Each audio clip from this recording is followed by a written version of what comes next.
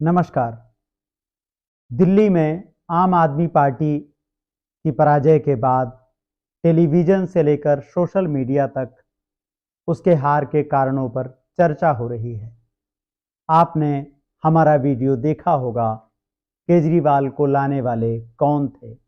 हमने साफ-साफ बताया था कि केजरीवाल को असल में आरएसएस और बीजेपी मिलकर लाए थे।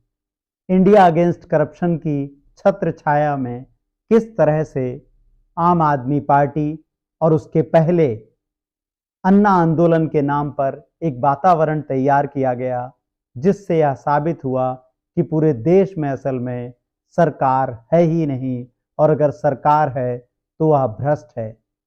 सरकार में कमियां हो सकती थी, लेकिन केवल दावों के दम पर क्या कोई सरकार में इतना बड़ा अंतर पैदा कर सकता है? सरकार की छवि को लेकर इतना बड़ा अंतर केवल टीवी की सहायता से पैदा किया जा सकता है। यह अन्ना आंदोलन और इंडिया अगेंस्ट करप्शन ने साबित किया कि हाँ, ऐसा किया जा सकता है। दुष्प्रचार की आंधी से चुने हुए नेताओं की छवि हमेशा के लिए बर्बाद की जा सकती है, और उस बर्बाद की गई छवि पर अपनी सरकार बनाई जा सकती है।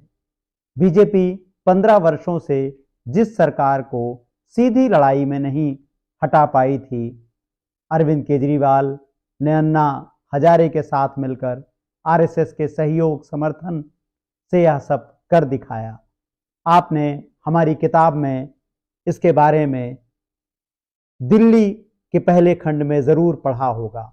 अगर नहीं तो आपको यह किताब पढ़नी चाहिए, ताकि आप समझ पाएं कि किस तरह से लोकतंत्र में जनता की आंखों में धूल झोंकने का काम किया जाता रहा है, किया गया।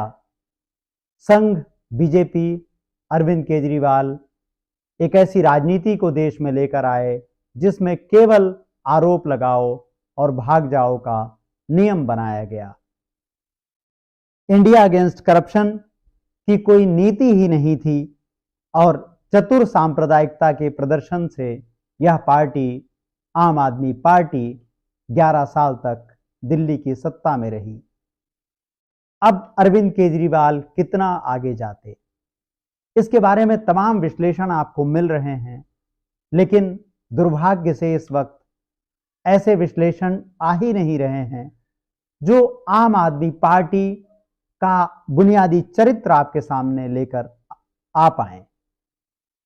दिल्ली विश्वविद्यालय में प्रोफेसर और लेखक, शिक्षाविद, लोकतांत्रिक कार्यकर्ता, मानवाधिकार कार्यकर्ता, इस वक्त की मुखर आवाज अपूर्वानंद का यह लेख वायर में प्रकाशित हुआ है, जो बताता है कि अरविंद केजरीवाल की राजनीति क्या है।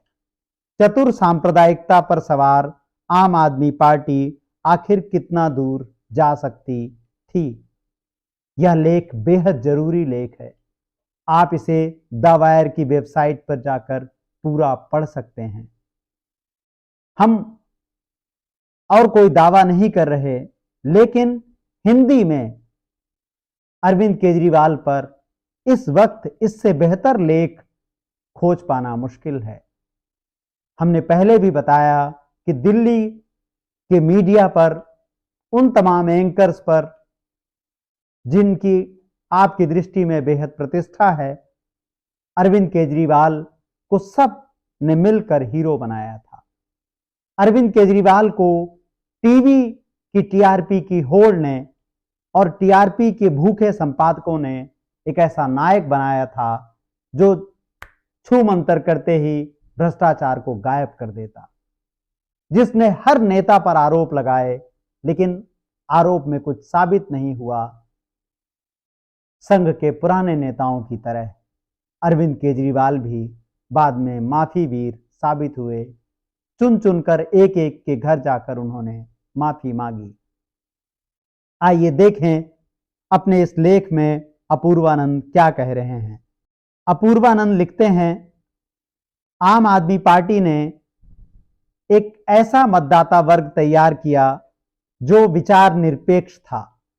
आपने 10 सालों में एक ऐसा मतदाता वर्ग तैयार किया जिसकी कोई विचारधारा नहीं थी। हनुमान चालीसा, सुंदरकांड का हफ्तावार पाठ, अयोध्या और सारे तीर्थों के भ्रमण, सनातन सेवा बोर्ड, पुजारियों आदि के लिए विशेष व्यवस्था के वादे के बाद आप और भाजपा में सिर्फ चुनाव चिन्ह का अंतर रह गया था। लेकिन राष्ट्रवादी हिंदू होने के लिए मुसलमान विरोध होना अनिवार्य है। आपको थोड़े ध्यान से इस लेख की महत्वपूर्ण बातों को सुनने की जरूरत है। अपूर्वानंद आगे लिखते हैं, भाजपा को तो इसके लिए कुछ करने की जरूरत नहीं, उसके तो अस्तित्व का वह तर्क है। वह सिर्फ नरेंद्र मोदी या योगी आदित्यनाथ को सामने खड़ा कर दे तो उनके कुछ बोले बिना ही मतदाता में मुसलमान विरोध अपने आप संक्रमित हो जाता है। भाजपा के बाकी नेता एक दूसरे से मुसलमान विरोध में प्रतियोगिता करते हैं। सवाल यह होगा कि प्रवेश वर्मा आगे हैं या कपिल मिश्रा या रविंद्र नेगी। आपने शुरू में ही तय कर लिया था वह इस मामले में भाजपा को बाजी नहीं मारने देगी। इसलिए कोविड संक्रमण के वक्त उसने तबलीगी जमात के बहाने मुसलमानों के खिलाफ घृणा फैलाई। आपको याद होगा उस वक्त किस तरह से बीजेपी के नेता लगातार तबलीगी जमात के खिलाफ सोशल मीडिया पर झूठे आरोप लगा रहे थे और मीडिया इन आरोपों को कंधे पर बैठाकर दौड़ा रहा था। अपूर्वानंद आगे लिखते हैं, जब मुसलमानों ने नागरिकता के कानून में सांप्रदायिक संशोधन के खिलाफ आंदोलन किया तो अरविंद केजरीवाल ने उसके खिलाफ बयान दिए। इसके पहले आपने उत्साह के साथ कश्मीर के खास दर्जे को खत्म करने और अनुच्छेद 370 को रद्द करने के फैसले का समर्थन किया था। अयोध्या में बाबरी मस्जिद की जमीन पर राम मंदिर बनने की आलोचना तो दूर, उसने उसके दर्शन के लिए मुफ्त यात्रा का वादा किया। खुद अरविंद केजरीवाल ने सपरिवार अपनी राम मंदिर यात्रा को खूब प्रचारित किया। ध्यान से सुनिएगा, मुसलमान विरोधी दिखने में अरविंद केजरीवाल पीछे ना रह जाएं, इसलिए उसने बांग्लादेशी और रोहिंग्या लोगों के खिलाफ भी हिंसक बयान दिए। मुसलमान विरोधी दिखने की होड़ में आम आदमी पार्टी इतना नीचे गिर गई कि उसने यह कहना शुरू कर दिया, बांग्लादेशी और रोहिंग्या दिल्ली वालों का हक मार रहे हैं। मुख्यमंत्री आतिशी ने बांग्लादेशी और रोहिंग्या बच्चों को स्कूलों में दाखिला देने से सख्ती से मना कर दिया और ऐसा आदेश चुनाव के ठीक पहले निकाला। बच्चों के मुंह से निवाला छीन लेने वाला इंसान क्या है?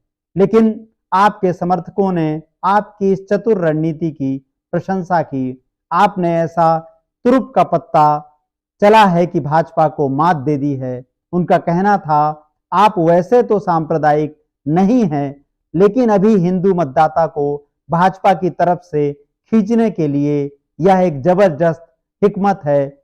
यह शोभनीय तो नहीं, लेकिन आज की बाध्यता है। आप समझ रहे हैं ना किस तरह से एक नैरेटिव तैयार किए गए आम आदमी पार्टी की सांप्रदायिकता को ढकने के लिए। अपूर्वानंद आगे लिख रहे हैं, सवाल मंदिर जाने का या हनुमान चालीसा के पाठ का नहीं था। वह फूहड़पन है, लेकिन सांप्रदायिक नहीं। करेंसी नोट पर गणेश लक्ष्मी की तस्वीर लगाने के अरविंद के प्रस्ताव को भी क्या हम मजाक ही मानेंगे? लेकिन अनुच्छेद 370 की समाप्ति की प्रशंसा, जम्मू कश्मीर के विशेष दर्जे के खात्मे का समर्थन, शाहीन बाग आंदोलन से दूरी, बांग्लादेशी और रोहिंग्या के खिलाफ फैसले सांप्रदायिक कदम हैं। वह अपने इस लेख में लिखते हैं कि कुछ मित्र कह रहे हैं आपका पतन हो गया, वह रास्ते से भटक गई। आपके पतन से वैकल्पिक राजनीति का सपना टूट गया है। अगर टूटा नहीं तो वह ख्याल अब काफी दब गया है, लेकिन वह यह नहीं बतलाते कि आखिर यह वैकल्पिक राजनीति क्या थी जिसका वादा आपने किया था। वह किस प्रकार की राजनीति का विकल्प थी? क्या भारत में राजनीति एक प्रकार की ही नहीं है? आप किस राजनीति का विकल्प थी, या वह राजनीति का विकल्प पेश कर रही थी, या वह केवल राजनीति का विकल्प मात्र पेश कर रही थी? उन्होंने अपने इस लेख में इंडिया अगेंस्ट करप्शन की यात्रा पर बातें की हैं। इसमें रामदेव और रविशंकर के समर्थन से जुटाई गई भीड़ का जिक्र किया है। किस तरह से अन्ना हजारे का इस पूरे आंदोलन में इस्तेमाल किया गया, रालेगण सिद्धि और उसके बारे में दूसरे लेखों का इस लेख में विस्तार से जिक्र है। इतना ही नहीं, अन्ना हजारे के बारे में भी कुछ ऐसी सूचनाएं हैं जो आपको चकित कर सकती हैं। जैसे इस लेख में डॉक्टर अभिजीत वैद्य के एक लेख का हवाला दिया गया है, जिसमें बताया गया है कि अन्ना हजारे को उपवास के दौरान किस तरह की मदद की जा रही थी। पूरी जानकारी आप इस लेख में पढ़ें तो बेहतर होगा। अपने इस लेख में वह बताते हैं कि किस तरह से अन्ना आंदोलन के दौरान मिंट को दिए एक साक्षात्कार में योगेंद्र यादव जब आम आदमी पार्टी की राजनीति पर बात कर रहे हैं तो उसमें से विचारधारा का तत्व गायब है। उस समय के मीडिया से बातचीत का भी जिक्र करते हुए अपूर्वानंद बता रहे हैं कि किस तरह से कहीं कोई नीति नहीं थी, किस तरह से लोकतंत्र के बुनियादी बातों की अवहेलना की गई, विचारधारा की अवहेलना की गई, लोकतांत्रिक मूल्यों की अवहेलना की गई। जो झूठ बोला गया उन झूठों के लिए कोई माफी नहीं मांगी गई। आपको यह पूरा लेख द वायर की वेबसाइट पर जाकर पढ़ना चाहिए। हमारा अरविंद केजरीवाल की राजनीति पर पिछला वीडियो जरूर देखिएगा। हम अपने अगले वीडियो में इस बात का जिक्र करेंगे कि आम आदमी पार्टी अब आगे क्या करने जा रही है, किस रास्ते पर आगे बढ़ेगी। उस वीडियो का इंतजार कीजिए। आज के वीडियो में बस इतना ही। लोकतंत्र, संविधान और नागरिक चेतना पर हमारे वीडियोस को लाइक कीजिए, सब्सक्राइब कीजिए और हाँ, हमें ज्वाइन कीजिए, हमारे मेंबर बनिए, ताकि हम सांप्रदायिकता के खिलाफ संघर्ष को आगे ले जा सकें और अपनी इस लड़ाई को जारी रख सकें। नमस्कार।